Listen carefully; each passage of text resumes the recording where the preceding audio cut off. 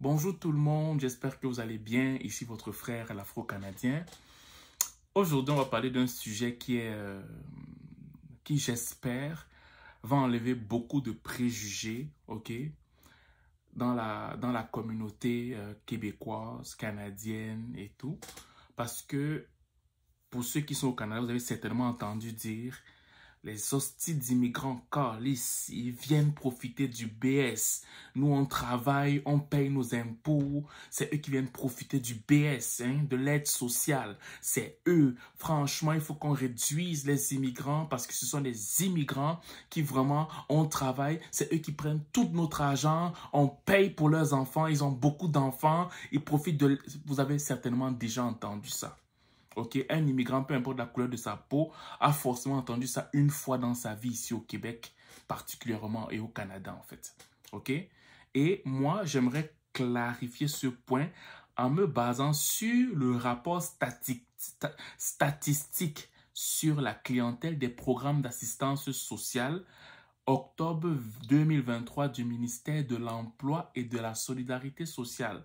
Ça va nous donner la vérité. Ça va nous mettre à jour de savoir si ce sont les immigrants qui profitent du système, qui profitent beaucoup plus de l'aide sociale en fait. Ok, la vérité sera mise. On va voir. Parce que je suis fatigué d'entendre que ce sont les immigrants. Je veux dire, tous les mots du Québec, ce sont les immigrants. Et pourquoi je fais tout ça? C'est juste qu'on arrête d'avoir des préjugés, des stéréotypes sur les immigrants. Moi, c'est tout. Ce n'est pas pour créer la guerre. Ce n'est pas pour monter une communauté par rapport à une autre. Non, ça ne m'intéresse pas. Tout ce que moi je veux ici, c'est que vous compreniez non seulement la plus-value des immigrants et qu'on arrête d'avoir des préjugés sur les immigrants. Voilà. Bien avant de commencer, je tenais à vous dire il faudra vous enregistrer. Pour ceux qui aimeraient participer aux rencontres virtuelles, enregistrez-vous sur le lien qui est en bas pour la prochaine rencontre virtuelle. Vous allez voir la date et tout. Puis voilà, ce sera vraiment un plaisir de vous rencontrer durant cette rencontre en ligne. On va pouvoir discuter de tout et de rien pour savoir qu'est-ce qu'elle va être fait pour bien s'intégrer au Québec et au Canada. Entendre les histoires des uns, écouter les conseils des autres. Vraiment, ça va nous instruire mutuellement en fait. Voilà. Bon. Qu'est-ce que le rapport statistique sur la clientèle des programmes d'assistance sociale?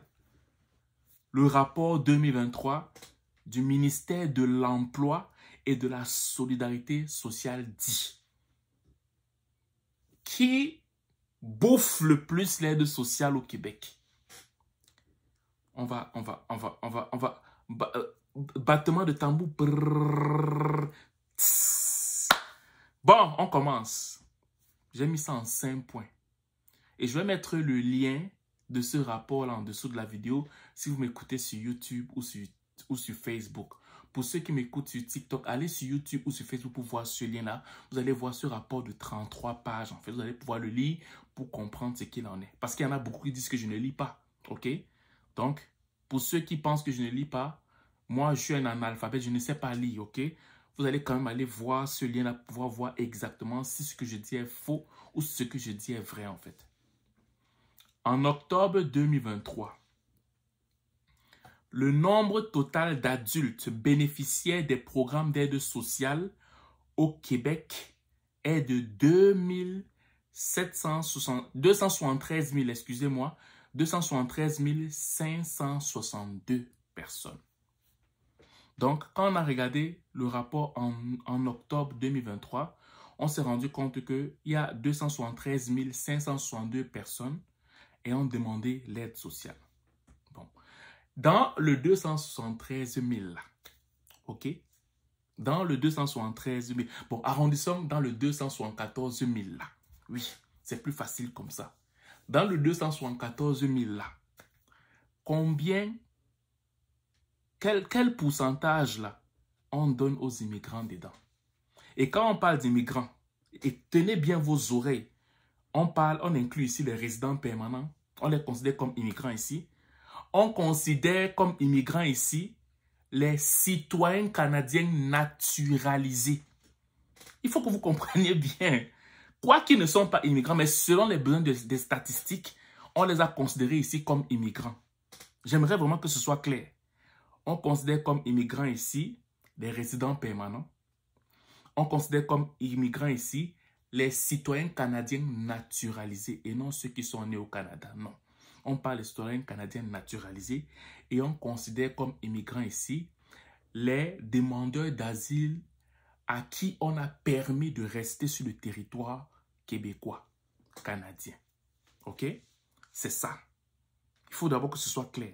Et parmi les résidents permanents, parmi les citoyens canadiens naturalisés, parmi les demandeurs d'asile, on se rend compte que sur une échelle de 100%, on a simplement 8,3% d'immigrants qui ont pris l'aide sociale en 2023. Soit sur 273 562, 22 699 adultes ont pris l'aide sociale. Je vais recommencer. Sur 273 562 personnes, ok, on a pour la catégorie immigrants 22 699 adultes ayant pris l'aide sociale. Et quand on parle d'immigrants ici, on inclut les résidents permanents, ok, les citoyens canadiens qui sont naturalisés, quoique au niveau de la forme, ce ne sont pas des immigrants parce qu'ils sont naturalisés, mais pour les besoins des statistiques, on les a placés dans la catégorie d'immigrants et les demandeurs d'asile à qui on a permis de rester. OK? Et pour les Canadiens de naissance, ceux qui sont nés au Canada, vous êtes d'accord avec moi que quand on dit né, il peut y avoir des noirs, des jaunes, des blancs, mais c'est majoritairement, OK, les natifs d'ici qu'on va rencontrer dans ceux qui sont nés au Canada. Combien qu'ils occupent dans le 273 562? Selon les statistiques, on se rend compte qu'ils occupent 250 863 adultes, soit 91,7%.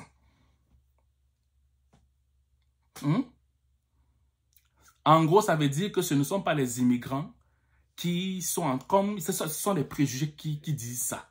Que ce sont les immigrants qui prennent l'aide sociale, qui bouffent notre argent, qui venaient... Non, généralement, quand un immigrant reste dans l'aide sociale, c'est une honte. Ça, vous ne le savez peut-être pas, mais pour nous, quand on est sur l'aide sociale, c'est une honte. C'est comme si on a échoué nos vies. Alors que ce n'est pas le cas. Ça peut arriver que tu as un besoin temporaire, mais pour nous, c'est une honte d'être dans l'aide sociale. D'où le fait que beaucoup d'immigrants, même quand ils sont là-dedans, ok, ben, ils veulent quitter le plus vite possible afin d'enlever la honte. Ben, on te dit que les immigrants, sur 273 562 personnes au total ayant demandé l'aide sociale en 2023 au Québec, ils sont 22 699 adultes. OK? Et pour les gens qui sont nés au Canada, les citoyens canadiens, nés au Canada, les natifs canadiens, il y en a 250 863 adultes qui demandent l'aide sociale. Donc, ça élimine déjà le fait que comment vous dites ça? Que genre les immigrants viennent prendre le BS, ok? Et que les natifs canadiens, québécois travaillent et sont les immigrants. Non, ça élimine déjà ça. Et c'est pas moi qui dis. C'est le rapport statistique sur la clientèle des programmes d'assistance sociale. Rapport qui a été fait en octobre 2023 par le ministère de l'Emploi et de la Solidarité sociale du Québec. Deuxième point. Pourquoi, malgré le fait que les immigrants déjà prennent moins, ok, peut-être c'est parce qu'ils ont beaucoup plus de restrictions que les natifs canadiens. C'est peut-être ça qui explique ça. Peut-être s'il n'y avait pas beaucoup de restrictions, peut-être que les immigrants prendraient plus. Donc, ça montre encore une fois de plus que même si les immigrants voulaient prendre, majoritairement, ils ne peuvent pas. Pourquoi? Parce que c'est beaucoup restreint. OK? Si tu pars à la page 13 de ce rapport, tu vas voir que, genre, de façon générale, on va te dire les immigrants doivent satisfaire à des critères spécifiques d'admissibilité, y compris la preuve de résidence légale et d'autres exigences administratives, ce qui peut restreindre leur accès aux prestations sociales. Donc, ça veut dire que même si les immigrants veulent prendre, même s'ils ont la volonté d'aller embrasser l'aide sociale, là, ils ne peuvent pas. Pourquoi? Parce que c'est beaucoup plus restreint pour les immigrants que pour les natifs canadiens et québécois. Le point 3, tu te rends compte que recours temporaire à l'aide sociale par les immigrants. La participation des immigrants au programme d'aide sociale est souvent temporaire. Ce n'est pas moi qui dis. Tu le vois à la page 10 de façon générale. Fouille. Quand je te donne une page, regarde à partir de la page 9. Si je te parle de la page 10, par exemple, regarde peut-être à partir de la page 9. OK?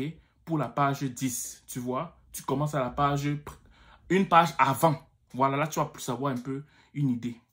OK? On te dit, la participation des immigrants au programme d'aide sociale est souvent temporaire.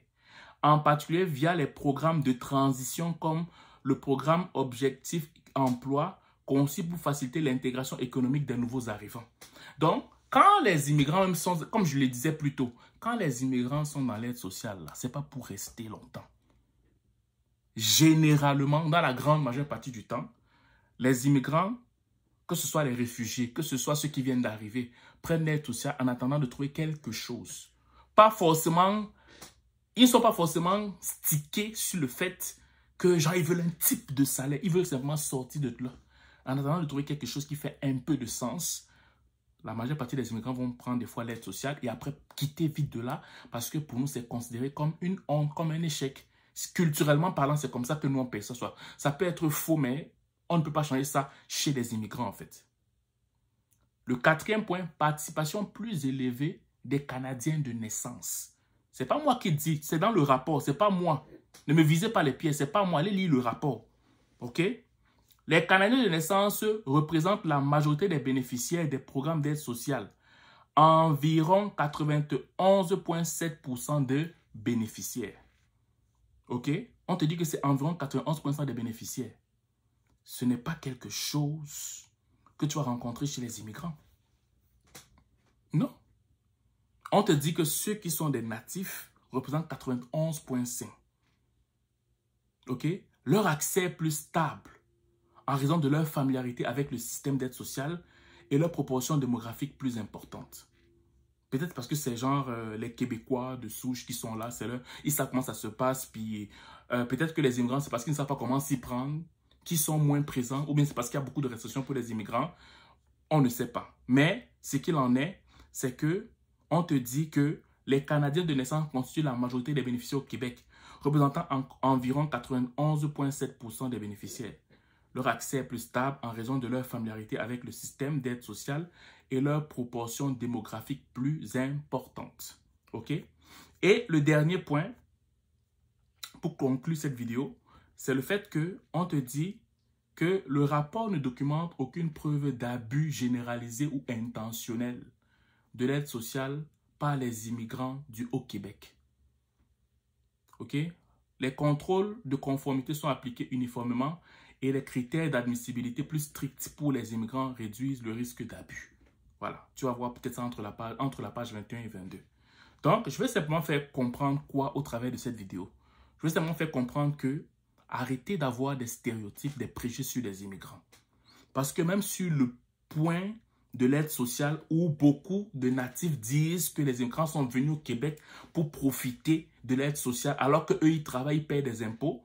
Quoique les immigrants payent aussi les impôts, mais ce n'est pas vrai. Ce n'est pas vrai. Ce n'est pas vrai, c'est archi faux et ce rapport le prouve. OK? Essayons d'être un peuple, avançons ensemble pour qu'on puisse avoir des résultats ensemble. Arrêtons les critiques, arrêtons les préjugés, ça ne sert absolument à rien. Mais ceux qui veulent demeurer dans ça, c'est peut-être parce que vous avez un autre but. Peut-être parce que c'est juste votre haine des immigrants. Mais ça n'a rien à voir avec la réalité.